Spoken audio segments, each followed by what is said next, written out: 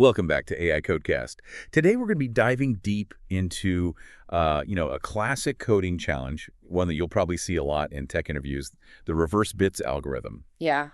It's, a problem that really gets you thinking about bit manipulation, which, as everyone knows, is so important in so many different parts of computer science. Yeah, absolutely. It's like, you've got this 32-bit unsigned integer, and the goal is to flip all the bits. It sounds simple enough, right? Yeah, it sounds pretty straightforward on the surface. But when you start digging in deeper, you realize there are actually some really clever ways to approach this, each with its own kind of pros and cons. Right, and what I find interesting is that it's not just about, finding a solution that, just, technically works. Right. Yeah. It's about understanding the nuances of the different approaches Yeah. and, which ones are going to be more efficient in different situations. Yeah. So let's start with the simplest approach, the one that, people might naturally think of first. What if we just convert the integer to a binary string, reverse the string, and then convert it back to an integer? Oh, that's a great starting point. It's definitely a very intuitive approach. But, if you think about it, all that converting back and forth between representations can really bog things down, especially if you're doing this a lot, repeatedly in a larger program. It adds unnecessary overhead. Yeah, it's like taking the long way around when there might be a shortcut. Exactly. Okay, so how can we optimize this and make it more efficient? Well, instead of going through all those conversions, we can work directly with the bits themselves. That's where bit manipulation comes in. Okay, I like where this is going. So how do we actually go about manipulating the bits directly? All right, so let's break it down. We start by creating a new variable, let's call it result, to store the reversed bits as we build them up. Okay, so we've got a result variable. What's next? Then we loop through each of the 32 bits in the original integer. So we're looking at each bit one by one. Yeah, exactly. And for each bit, we check if it's a 1 or a 0. How do we do that? We can use a bitwise A&D operation with the number 1. This basically isolates the rightmost bit. So if the bit is a 1, what happens then? If it's a 1, we add it to our result variable, but we shift it to the left to reflect its reversed position. So we're basically building the result bit by bit from right to left. Precisely. And after checking each bit, we shift the original integer to the right by 1 position so we can move on to the next bit. Okay, I see. We keep doing this until we've gone through all 32 bits. And in the end, our result variable will hold the reversed integer. Exactly. It's like we're carefully transferring each bit to its new position, flipping their order as we go. This approach seems very systematic and efficient. What would you say are its strengths? Well, for one, it's fairly easy to understand and implement. The code is very straightforward, and the logic is clear, which makes it easy to debug and maintain. In terms of performance? Performance-wise, it has a time complexity of 0.1. That means it takes a constant amount of time to execute, regardless of how big the input integer is. That's pretty efficient. It is.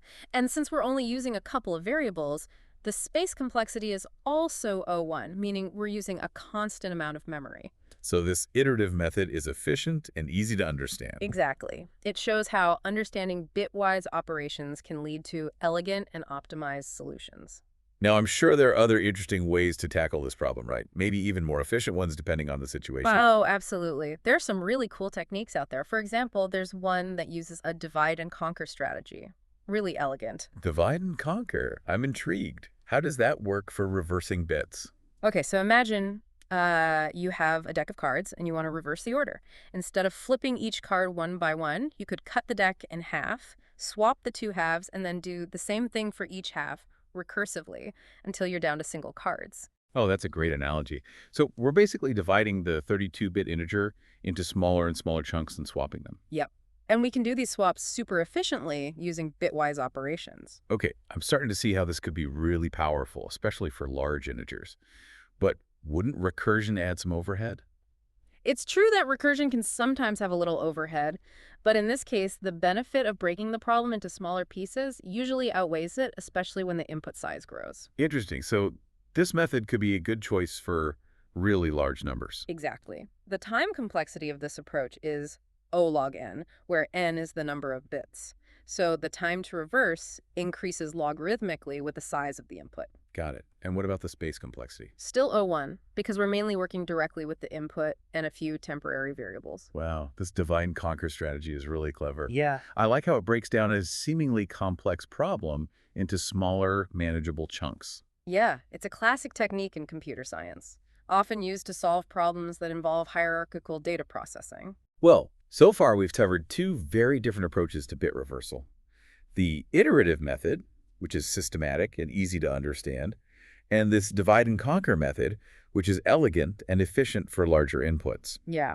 And those are just a couple of the ways to tackle this. There are even more approaches out there, each with their own unique insights. I'm ready to dive into those. Let's keep exploring and see what other cool things we can find in the world of bit manipulation. Sounds good. Let's do it. So we've talked about, approaches where we're actually manipulating the bits directly.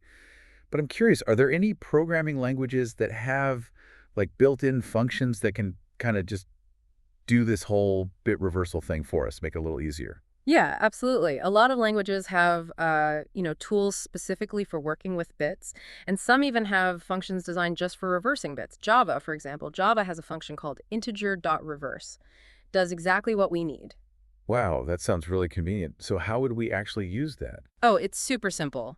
You just pass in your 32-bit integer to the function, and it spits out a new integer with all the bits reversed. So no need for any loops or manual bit shifting. We just call this function and we're good. That's it.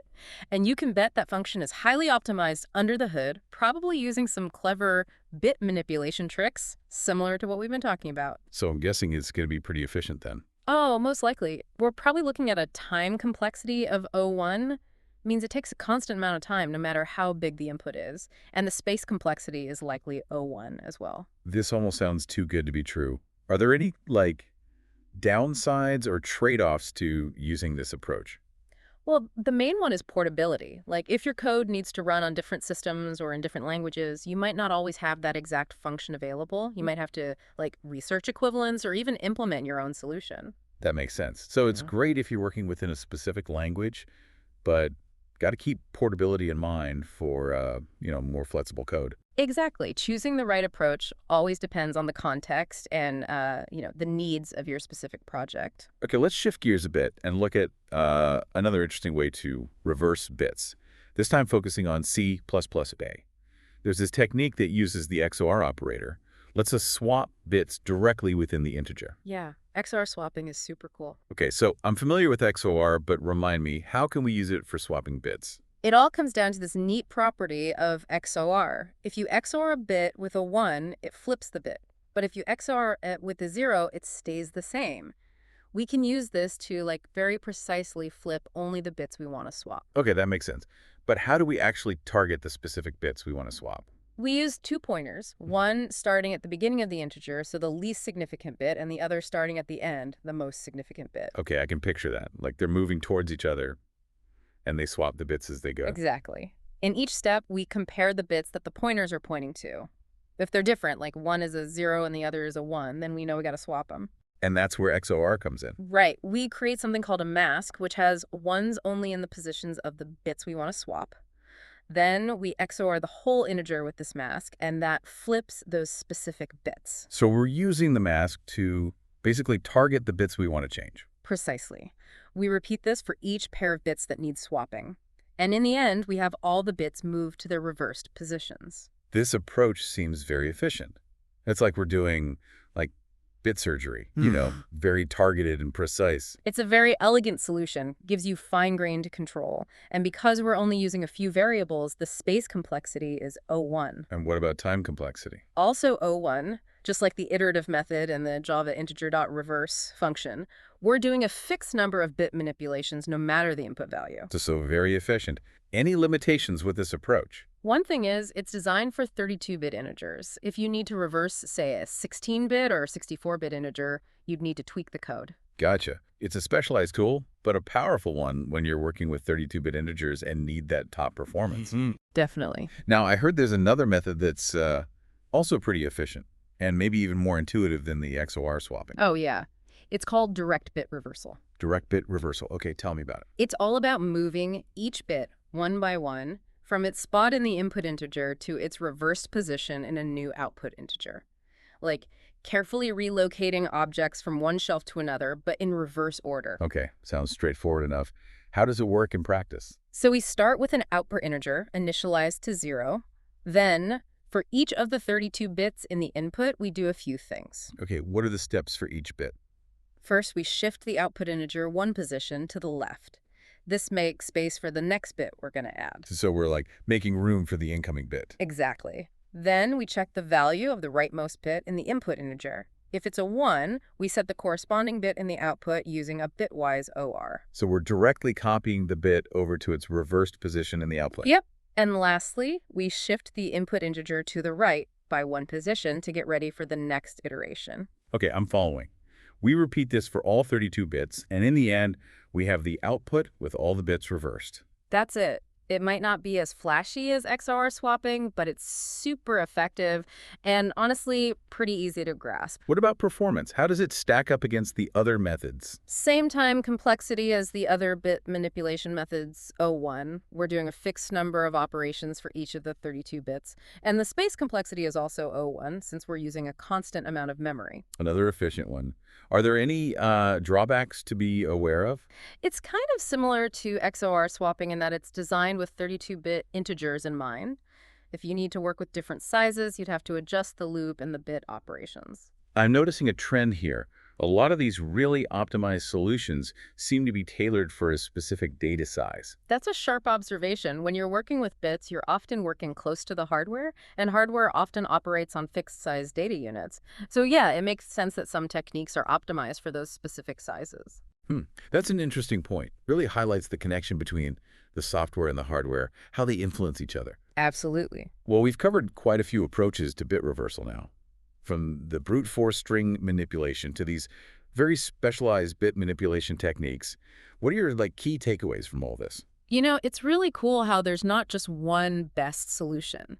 Each approach has its strengths and weaknesses, and the best choice really depends on the situation. Like what language you're using, how important performance is, how readable you need the code to be, even just personal preference. Yeah, it's like having a toolbox full of different tools. Knowing which one to use for the job can make all the difference. Exactly. It's amazing how much depth there is to this, seemingly simple problem of reversing bits. Yeah, it's really cool. Really shows the creativity and ingenuity of, programmers, how they come up with all these different solutions. As we wrap up our deep dive into this reverse bits algorithm, I'd love to get your take on what makes this problem so valuable, both for learning and for those tricky interview situations. It's a great problem because it really makes you think about how data is represented at the most basic level.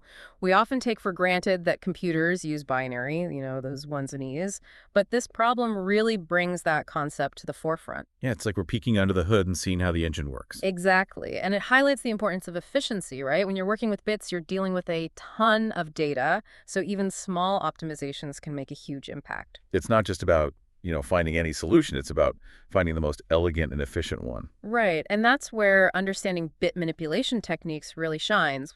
We've seen how tools like bit masking, shifting, and XOR can be used to manipulate bits with amazing precision and speed. It's fascinating how these low-level operations can have such a big effect on the performance of our programs. Totally. It's a good reminder that even though we often work with, high-level abstractions in programming, understanding the underlying hardware and how it works can make us much better programmers. This has been a really enlightening journey through the world of bit manipulation and algorithm optimization. Glad you enjoyed it. Hopefully you've gained a new appreciation for the power and beauty of working with bits. I definitely have. Feeling inspired to try out some of these bit manipulation techniques in my own coding. That's awesome. There's a whole world of, clever tricks and optimizations out there to discover. Well, on that note, we've reached the end of our Reverse Bits deep dive. Big thanks to all our listeners for joining us on this exploration. We hope you enjoyed this episode of AI.Code.Cast and learned some valuable insights into the art of bit manipulation. Until next time, happy coding.